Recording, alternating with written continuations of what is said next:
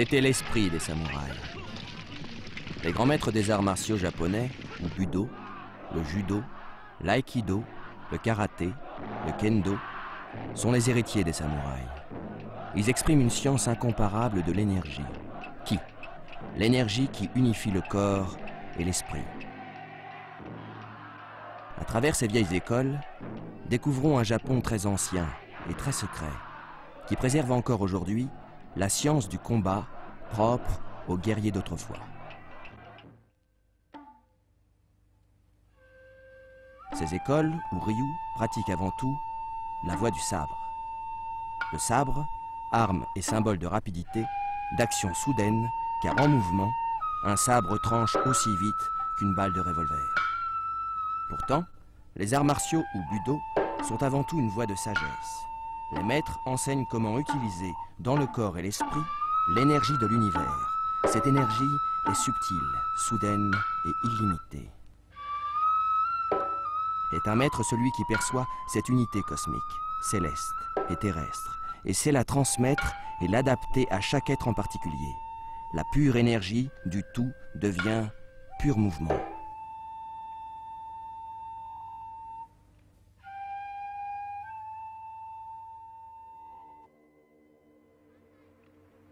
Nous sommes précisément dans l'une des plus anciennes écoles du Japon, Maniwanen.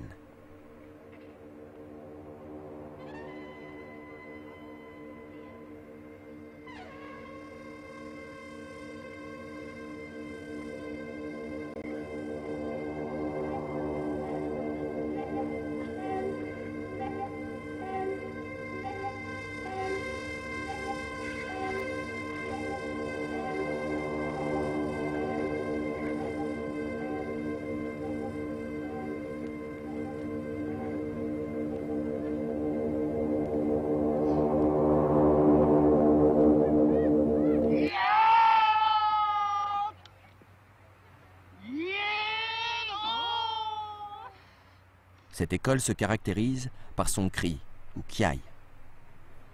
Le cri sort du ventre, nommé hara. Car ici, c'est le ventre qui est le siège des forces physiques et psychiques. C'est le hara qui maîtrise le souffle.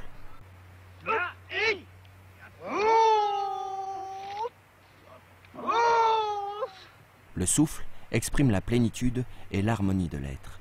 L'énergie subtile du souffle devient énergie physique.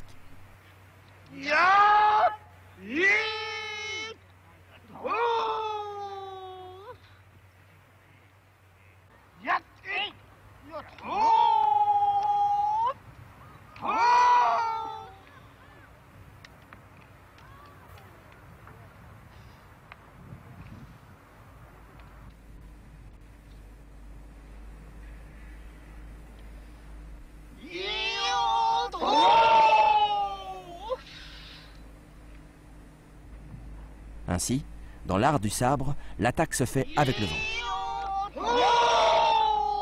La force globale du hara est projetée en avant. Les bras exécutent un mouvement qui surgit du centre de l'être.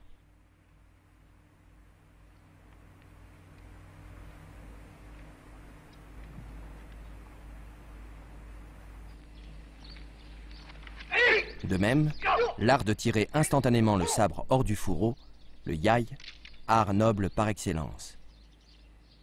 La vie du samouraï dépendait souvent d'une fraction de seconde, le temps de faire jaillir le sabre.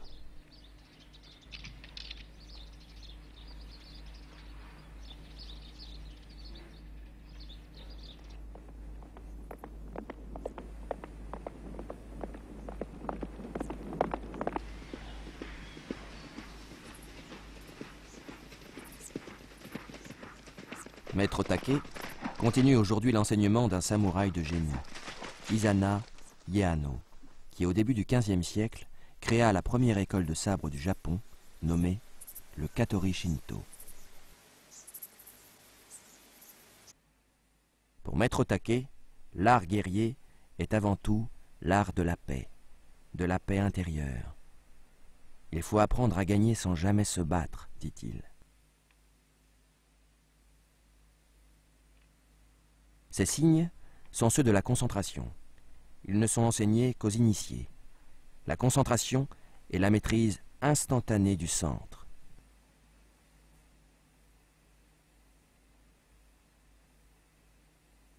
Maître Take, comme maître Ueshiba, le fondateur de l'aïkido, et tous les grands maîtres des écoles secrètes, fait précéder tout entraînement d'une visite au sanctuaire Shinto, où il reçoit, avec ses élèves, la purification.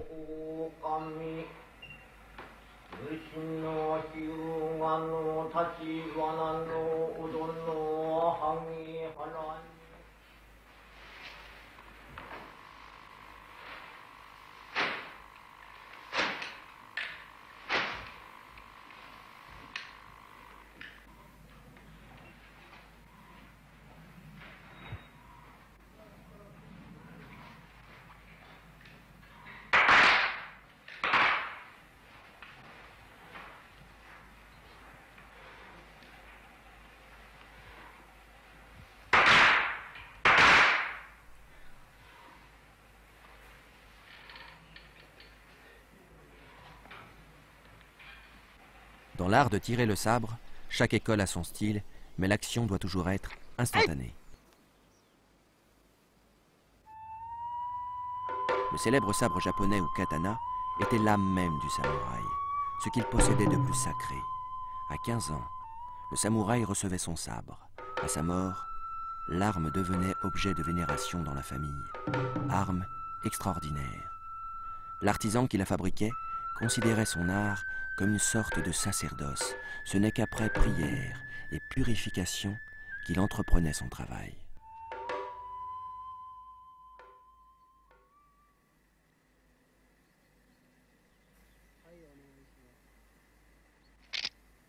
Ce geste sert à faire tomber les gouttes de sang avant de rengainer.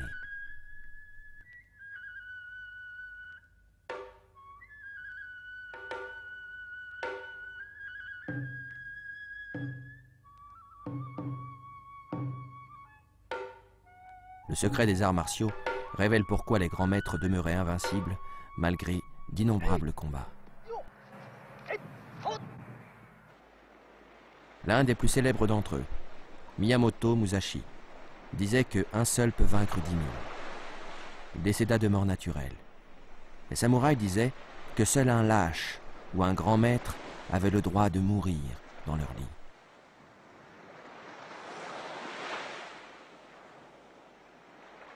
Cette sorte d'invulnérabilité tient au développement d'un 6e sens, au pouvoir de pressentir et d'anticiper une attaque. Pour un grand maître, l'adversaire est transparent. Il sent instantanément d'où va partir le coup mortel. En une fraction de seconde, l'adversaire est hors de combat. La pratique des arts martiaux enseigne le mystère de l'énergie. Les pouvoirs des grands maîtres nous semblent presque miraculeux. Mais les pouvoirs eux-mêmes sont secondaires. Aujourd'hui comme hier, le but est l'harmonie intérieure. L'efficacité vient de surcroît.